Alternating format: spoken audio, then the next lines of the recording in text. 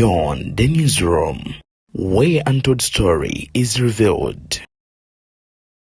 BTN Media Beyond the newsroom omukutu semakutu kwoli BBC yegase ku CNN okubanga balabisa Gen M7 bivudde luddawa ate abaddeyo omusirikale wa prison wuno atera yegase ku Robert Kyagulanyi Sentamu olunaku lwaleero eyo nno mu bitundu bya Iteso Bobi Wine gyali mu kubeera nga atambula njagala okutegeeza gwa mulungi andaba era atugoberera ku kadde ebuvanjuba n'ebugwanjuba ewaka wasigalawo ewasinga. Beyond the newsroom gwe mukutu ogukuleetera ekyo ekisinga katiranga naffe ng'oyita ku noti 774 ne noti 744 na bino bikulu tetulanga bafere tetulanga basawo ba kinnansi n'abagwa mu kkoowa eryo mwebale kutuwagira. Thank you. era atugoberera ku kadde nga kano nti ate yamwegaseeko dajjukira nti ono oluvannyuma lw'okubeera nga police ate ekitongole ekyamakomera kyavuddeyo ne kitegeeza bulungi nga ate ono bwe batagenda kubanga baddamu kubeera nga bamukozesa bw'atyo yeegase ku Robert Kyagulanyi Sentamu mu campaign n'agamba Uganda empya ky'ekyokuddamu eri buli munna Uganda ali eyo era alaba kwoteeka goberera. Kakati Ono Larry Madowo munnamawulire wa CNN yeeyongedde olabisa gavumenti eno kyalwaddaaki akulira amakomera avuddeyo ku nsonga ya ampe ate akulira akakiiko k'ebyokulonda Justice Simon Byabakama avuddemu omwasi ku kya protest vote. Omuvubuka agambibwa okuba nti yali abbye omwana yali houseboy bibye byabizze dda bivuddewa akabenje kakanaba NRM wadde basombebwa okutwalibwa ku laale ya President Museveni bagudde ku accident emmotoka ekutte omuliro ku luguudo lwa express n'ebirala bingi byenkukuŋŋaanyiriza bana NRM ge bakaaba ge bakomba bagobeddwa ku ttaka kyokka ate ye minisita Balamu aliko naye byayogedde nzadde niyakutuusaako ensonga zonna nga bwe zitambula ku mukutu guno gwa BTN Media Beyond the newsroom omukutu semakutu ogukuwa ekyo nno ekisinga njagala okusaba n'obuwombeefu obw'ekika ekya waggulu vidiyo eno nsooka ogimpere like bw'ogiwa like ejja kudduka emisinde mingi atuuke ku buli sekinnoomu asobola okuba nga agifuna ate era mu ngeri yemu naawe atulaba nga gwe mulundi gwe ogusoose njagala okusaba otwegatteko mu butongole ku mukutu guno ng'osubscribinga. Bw'oba omaze kujjukiza nti omukutu gwaffe ogwa Daily Exclusive weguli okuba nga gukutuusaako ensonga zisemasonga. Lwaki akakiiko k'ebyokulonda keeraliikirivu nnyo eri protest vote? Bibino bigambo bya Justice Simon Byabakama. Wuliriza. Now I've had this campaign which is trending, akalulu kanoonye, akalulu kalonde, akalulu kakuume, ato kabanje. Kati kyekiro kati. That's what is trending now. Now you ask yourself. What is your interpretation to this? Yes, look, kanoonye means look for votes. Perfect. That's what the candidates are doing. That's what their agents are doing. That's what their supporters are doing. You are acting within the law to look for votes, but acting within the law. That is okay. 2, kalonde, in other words, go and vote. Perfect. Any candidate who is urging his supporters to go and vote on polling day, I give you 100%. Perfect. That's what elections are about. Let every registered voter go to the polling station you are supposed to vote from and cast your vote. Kakume. Because that's what the challenge now comes in. Some people are saying, when you finish voting, don't go away. Remain there. We must protect our vote. Remain there. You must remain there. You must protect our vote. Then after that, kabanje. In other words, demand for your vote. Now, that's where the challenge comes in. Because according to the law, because they are saying you cannot tell people to go away, Byabakama, because they have got to remain to protect their votes. We don't trust what will happen at the polling station. But we have said the polling station has people who are designated and recognized in law to be present throughout, and those are the agents of the candidates. And each candidate is entitled to 2 agents per polling station.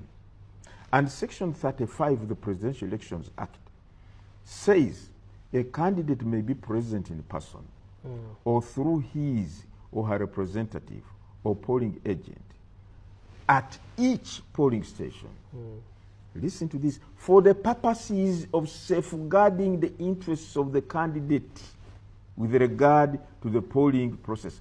For the presence of the agent is for purposes of safeguarding the interests of the candidate. So, omukumi alirudawa, you know, this is the vote protector, the agent, because he has said his or her presence is for purposes of safeguarding the interests of the candidate with regard to the polling process at a polling station.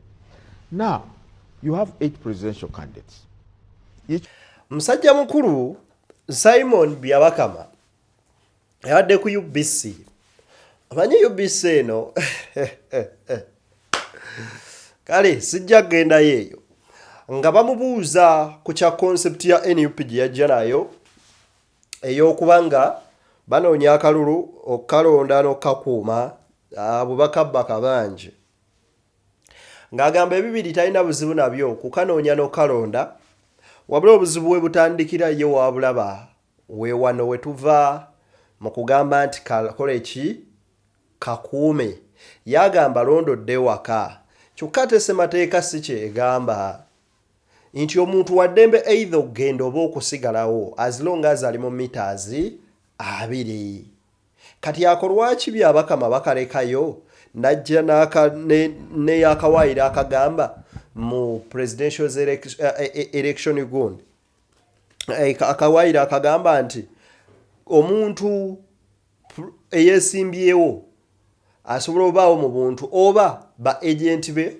babiri ku buli polling station nti era bwe bavunaanyizibwa ku kukuuma akalulu yes naye ffe bannayuganda nze nyinza nti obanga sivunaanyizibwa ku kintu ekyange ate akawaayiro akagamba nti bayimirire mu meters 20 ko mu akasuula kaakati nno waliwo musajja mukulu ono gwe bayita ampe adde musirikale wa kitongole ky'amakomera ono nno ekitongole ky'amakomera kyavuddeyo dda ne kimuggyako omulimu era ne bamukunkumula omukono mu kibya wabula waaye twogerera bino ng'omukutu gwa BBC gwavuddeyo dda mu kulabisa jjukira ono omwana abadde ayogera ebyo ebibi ebiri mu system naddala eno BBC egambye bwet Uganda prison officer sacked for politicking on TikTok.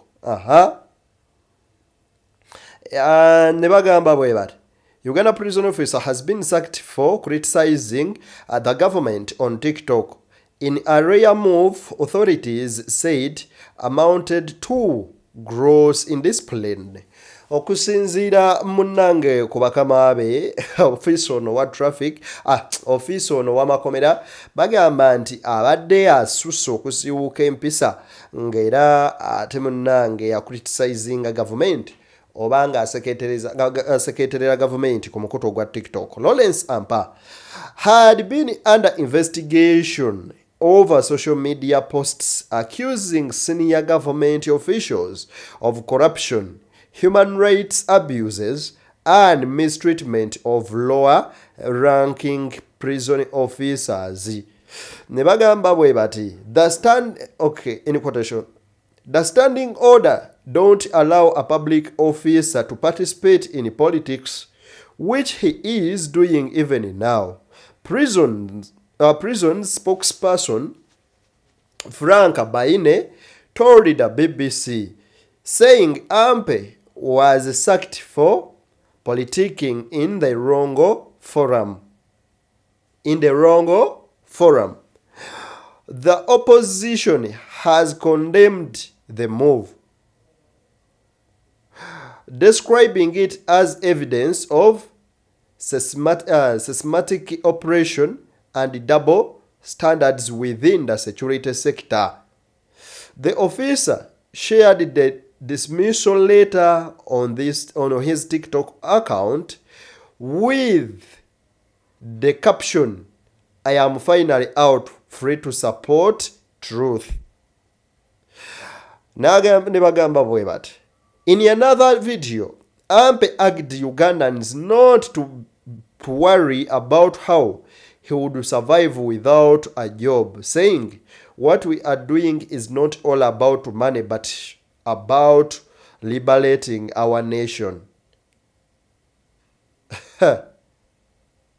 He said he was using TikTok account, which has more than 10,000 followers, to expose senior government officials who are involved in corruption and misusing their power, and to tell Ugandans how to love their country. The officer has also used his social media accounts to promote election campaign videos for opposition leader Bobi Wine, a pop star turned politician whose real name is Robert Kyagulanyi Ssentamu. Bobi Wine is seeking to unseat President Museveni in the 15th January elections, as a long-serving leader aims to extend his nearly 40 years rule. In a statement, the prison's council said it had resolved to dismiss Ampe last Tuesday and ordered him to hand over all state property in his possession. Mr. Baine said Uganda's laws did not allow public servants to participate in politics. We have put him in the right forum to do his politicking, and the prison's spokesperson told the BBC, adding that Ampe did not show remorse when he appeared before the prison's council. The BBC has reached out to Ampe for comment. Last month, the Uganda Prison Service said it was investigating Ampe for his self-made TikTok videos on various subjects, cautioning officers against using social media to express political opinions. It cited laws that prohibited public officers from communicating with the media on issues related to work or official policy without permission. Where Ampe had reached a level which cannot be disciplined, because we did everything. He was warned, he was cancelled, but he didn't seem to fit. Actually, in one of the things he said that I did not join to work. I only joined to do my research and do what I want to do. So such a person, his attitude was not to be. Sometimes some of those things are better done outside. Getting him out of prisons will have not stopped him from going to hospital. Let him sort himself from out. I find any changes in training, anything. No. Look at it. His intake they were over 1,000 people. We are having a case of him just alone. So some of those things, once in a while you get them, because character comes out after some time. Yet when you are recruiting, you are checking things like academic qualifications and the like. So the real character of these people come.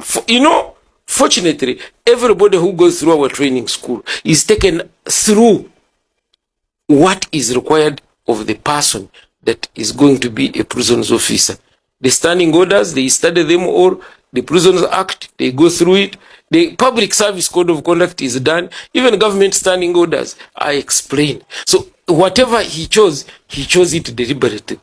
Story mpanvu nnyo nnyini ddala era sigenda gimalayo. Wabula BBC ewandiise ku muvubuka ono Ampe eyavuddeyo nga bamulanga ogw'okuba nti asusse okubeera ng'anenya bakama be n'okubanga aboogerera amafuukuule nga bwe beenyigira mu buli bw'enguzi. Era eno ng'alaga butereevu nti ye yenyigira mu by'obufuzi era ng'awagira opposition Robert Kyagulanyi Ssentamu Mitembo. Kye bagamba nti ekyo kikontana ne ssemateeka, kw'oteeka n'amateeka ago, kw'ossa n'etteeka erifuga abakozi ba gavumenti. Kino nno njagala obajjukiza nti kize kirabikira ku bangi be tulabyeko nga bali ne mu yunifoomu eya UPDF ne yunifoomu z'endala.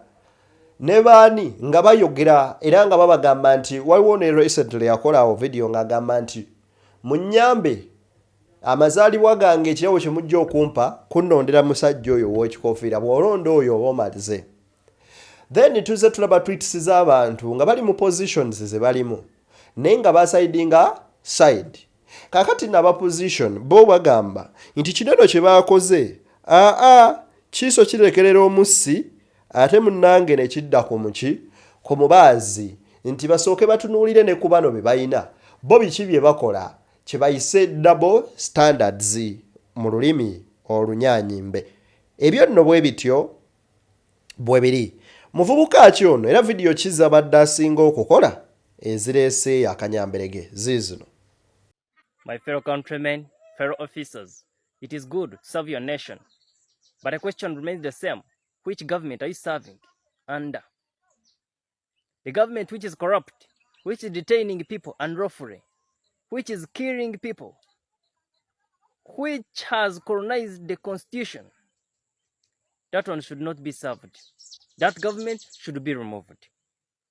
If you are a really civil servant, a patriotic civil servant, government which doesn't respect constitution should be removed. And if you accept to continue serving it, then it makes you part of it. You become part of it. Omuvubuka ono azze akola obutambe bungi akoyakakakola ennaku 2 emabega ng'agamba nti the moment wokkiririza okwerereza mu gavumenti etulugunya abantu era emalako abantu eddembe lyabwe kiba kitegeeza nti weenyigidde lwatu mu bikolwa ebyo byonna ebikolebwa gavumenti eyo. Era nga ye nga ampa agamba nti oba tosaanye gikolera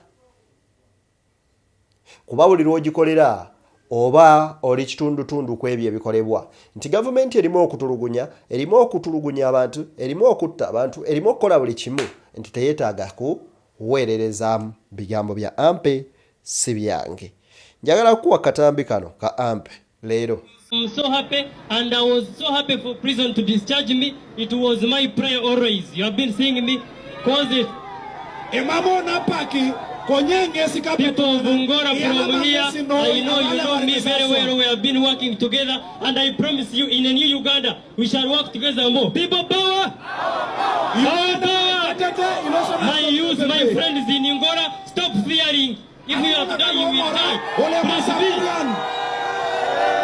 Olunaku olwaleero Robert Kyagulanyi Ssentamu Mitembo bw'abadde ne campaign rally ye mu bitundu eby'Angola bw'atyo omuvubuka ono azze ampe era n'amuwa omukisa okubuuza ku bantu bw'abategeereza nti nkoze nammwe akabange era mumanyi nze y'ani. Kye mbakubiriza baganda bange mikwano gyange temutya muyimirire ku kituufu mwogere amazima ate ekyokuddamu kiri kimu ye Uganda empya. Wuliriza. And I want to tell you, in a good governance, jobs will be available because you pay tax day and day. Everything you do. Everyone who is holding a phone right now is paying more than 50% of tax. But you don't know where the money goes. So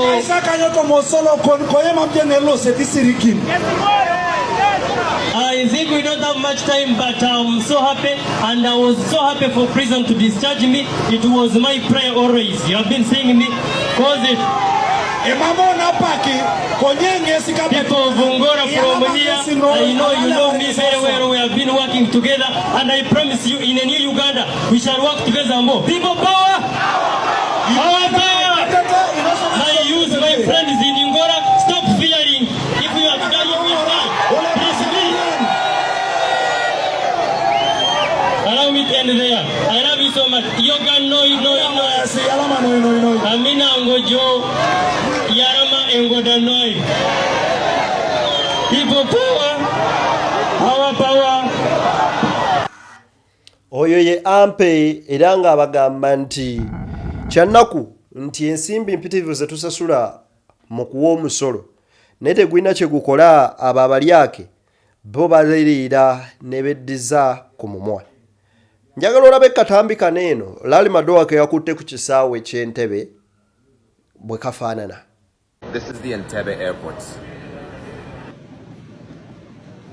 This is the biggest campaign poster I've ever seen inside an airport. President Museveni has campaign posters at the Entebbe airport arrival hall, and it's not just one. There is probably 12. There is one on each one of these pillars. They're like everywhere you look. There is one in each one of the pillars. This is the departure hall at Entebbe airport. And you still have your Museveni campaign posters. I spend a lot of time in Africa covering elections. I have never seen anything like this. What I didn't realize is that these Museveni campaign posters are all over the airport. They're not just inside the protected, secure area. They're everywhere. Museveni poster, protection gains. Yes, this is literally the arrival area. Bobby Wine and the others don't have posters at the airport. It's all President Museveni protecting the gains. Ndichanako okulaba nga Bobi Wine n'abalala tebalinawo poster kyokka nga Museveni are protecting against nti ntambula ensi ya 56 at least buli mwaka ng'akavalingawo by'okulonda naye sirabangako posters ku kisaawe ekyannyonyi biibyo obyerabiddeko munnange. Anyway, aba NRM bagudde ku kabenje era emmotoka ya NRM egudde si ndala wabula nzikiriza nkuwe ku katambi kano. Kale mmoloka okutta abaana b'enyalemu bano singa ya Museveni yegudde n'afa n'avaawo nengere mmoloka weevuza abaana babandi bonna ebase bajjeewo kale singa abaana okufuna accidents abululu mumeka obwononekedde wano abaana agenda olonda enkyukakyuka kale singa ya Museveni yegudde n'afiira mu kabenje mbabaana ade bava kusanyuka bava mbirizi ndowooza kati mukiraba kati za yelo bwe buzibu omwagala kukyuka kati muntu kati abaana abakoseddwa babo bayitiddwa bubi babo babatwala ndowooza mukiraba abantu bayisiddwa bubi emmoloka yinenyiza abantu emmoloka yinenyiza abantu abaana abadde bava embirizi sekitubagambe esaati z'enyalemu muziboole babakadde mulona kintu kyonna kyayelo abate temuwulira mutona kintu kyonna kyayelo temuwulira mujja kiwulira. Banange mpaawo omuntu n'omu gwe twagaliza kufa. Abennyala mpozi baagala tebasomba bantu abo bafudde. Just imagine bakuwaddeyo ekyebiri olinnye emmotoka ogenda obulamu obutunzi. May your soul rest in peace. Abafudde n'abakoseddwa katubasabire musuuke mangu. Mungu abayambe muwone. Kaakati bwayise ku bypass emmotoka eno ekutta omuliro n'owa boda giriddemu. wuyawo wansi wa boda afiiriddewo mumulaba ene Uganda waggulu kutaawo wuyawo wa boda afiiriddewo wansi teri ayamba wuyawo. Ako ke katambi bambi kitalo nnyo nnyini ddala tubasaasirako. Ebirala bingi nnyo nzikiriza tubigatte mu mboozi zaffe eziddako wabula kyesinza kulekayo kwe kukuwa ku mukulu ono akulira amakomera wano katini.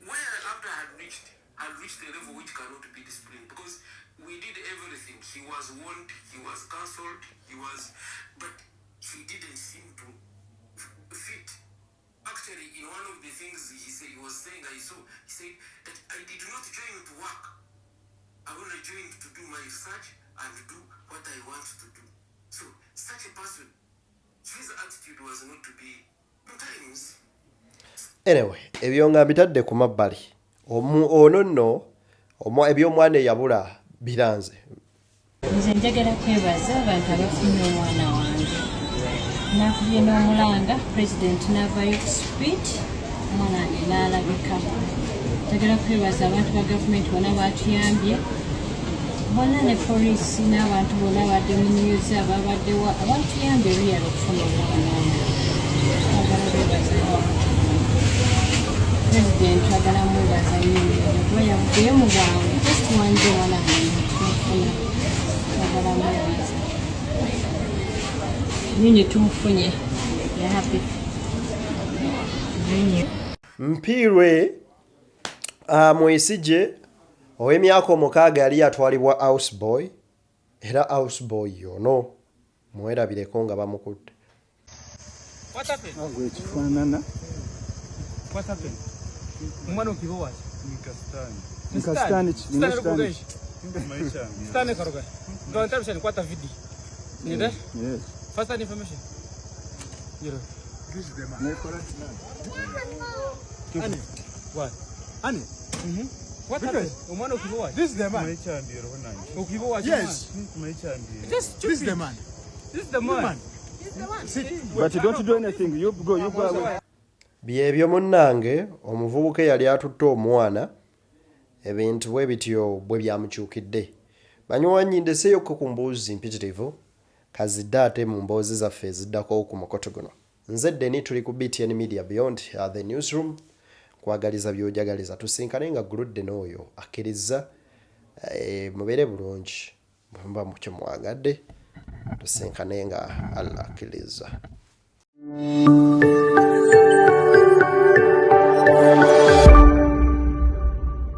Beyond the newsroom, where untold story is revealed.